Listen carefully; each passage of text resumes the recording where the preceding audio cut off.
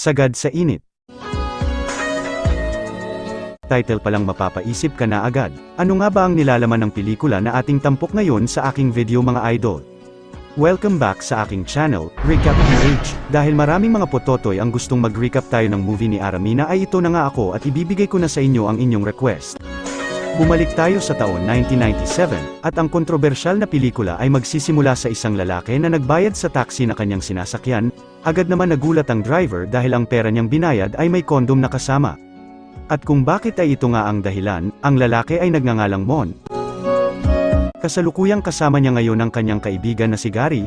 Silang dalawa ay may kakaibang trabaho.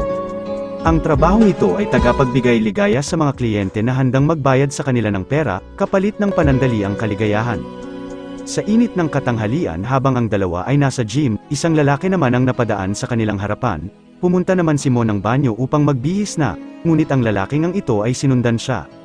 Hindi ko naman maintindihan kung bakit niya gustong makilala ang ating bida. Subalit si Mon ay napangiti na lang at mukhang alam na niya kung ano ang habol nito sa kanya. Tumanggi nga si Mon dahil mas mukha pa itong macho sa tatay niya. Samantala to the rescue naman si Gary at siya na lang ang sasalang ngayong araw. I'm available. Sa parehong oras, ipapakita naman sa atin ang mag-asawang Laksamana. Ang lalaki ay si Rico Laksamana at siya ay nag-iisang anak ng congressman na kausap niya ngayon sa telepono. Habang ang magandang babae naman na ito ay si Amanda, asawa siya ni Rico, ngunit sa maraming dahilan, kahit kailan hindi sila palaging nagkakasundo. Syempre katulad ng kalimitang problema sa pelikulang Pinoy, ay alam nga ni Amanda na may kabit ang kanyang asawa. Pero ang babae syempre, hindi naman magpapahuli, sabi nga ng iba, mata sa mata, ngipin sa ngipin, at dito na nga papasok si Mon sa eksena. Siya nga ang masugid na kabit ni Amanda sa pelikula, at sa mga oras na ito ay mukhang may magaganap na kakaiba. Pagkasarado nga ng pinto ay wala nang inaksaya pa si Amanda kundi papakin ang pawisang tinapay na nasa kanyang harapan, ngunit syempre, bawal na naman natin ipakita. Pagkatapos ng mainit na tagpo ay inabutan niya si Mon ng pera, kaya sa sumunod na eksena, malalaman natin na may GF pala itong lalaki, at galing sa pinagpawisan ng kanyang katawan, bumili siya ng regalo para sa kanyang kasintahan at mukhang batang-bata pa yata si LJ Moreno dito mga idol, kaya tawagin naman natin siya bilang Lisa. Di naman lingid sa babae ang trabaho nitong si Mon, kaya isang araw na pagtanto ni Mon sa kanyang sarili na parang gusto na niya lumagay sa tahimik na buhay kasama ang kasintahang si Lisa. Sa kabilang banda, muling ipapakita si Rico na sa pagkakataon na ito ay masisilayan na natin ang ating pinakahihintay sa pelikula. Siya nga ang kabit ni Rico at habang ang lahat ng tao sa labas ay masyadong busy sa sabong, dito naman sa loob ng opisina ay mukhang may nanalo na. At si Rico nga ito, na tila naka-jackpot pa sa kanyang sekretarya. Kinagabihan, isang malakas na ulan ang bumuhos habang si Mon ay kasalukuyan nakatambay sa ilalim ng tulay. Hindi naman sadyang mapapahinto sa parehong kalsada malapit sa kinatatayuan ng ating bida ang isang kotse, at pagbabanga ng driver.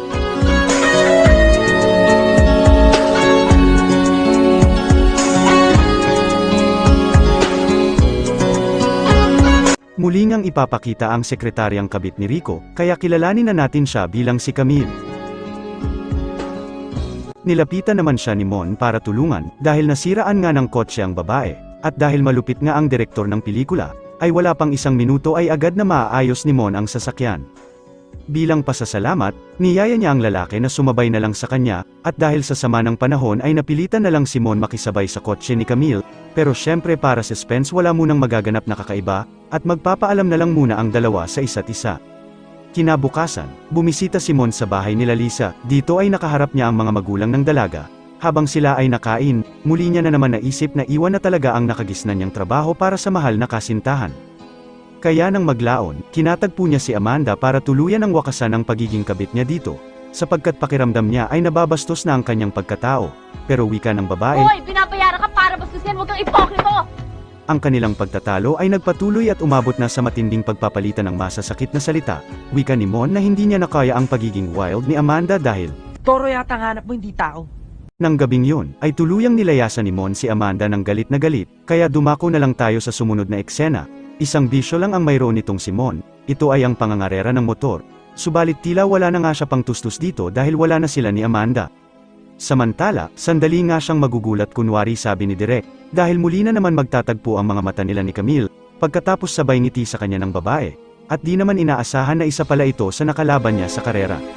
Sa kabilang banda, nandito din pala si Rico para sunduin si Camille, kaya sa sumunod na eksena ay poging-pogi ito sa sarili habang may pailing-iling pang nalalaman sa kanyang ulo. Kaya naman pala, kasi magkasama na naman silang dalawa ng kanyang kabit. Nang maglaon pag-uwi ni Rico, isang masamang balita ang ibubungad sa kanya ni Amanda, habang sila ay nagpapakasaya ng kanyang kabit, ay binawian naman ng buhay ang ama niya dahil sa atake sa puso.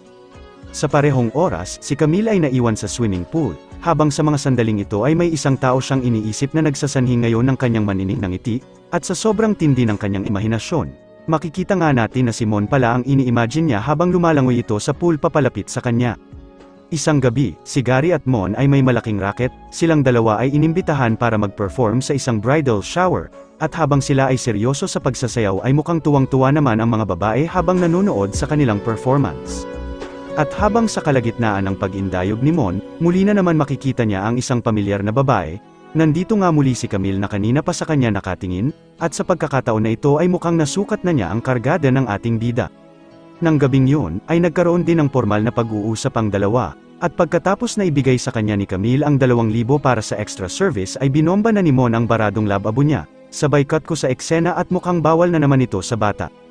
Pagkatapos makatikim ni Mon ng malaking coco melon, ay naging madalas na ang pagkikita ng dalawa, tuluyan nang nahulog ang dalawa sa isa't isa. Habang itong si Lisa naman ay mukhang naetsapwera na sa buhay ni Mon. Hanggang isang araw, isang lalaki ang palihim na kumuha ng larawan habang magkasama silang dalawa. Dito nga mapapag-alaman na isa pala ito sa mga tauhan ni Amanda na kanyang inutusan para manmanan ang kabit ng kanyang asawa. Pero laking gulat niya nang makita niya ang larawan, na ang kabit ng kanyang asawa ay kabit din pala ng kanyang kabit. Isa pa, pero laking gulat niya nang makita niya ang larawan, na ang kabit ng kanyang asawa ay kabit din pala ng kanyang kabit.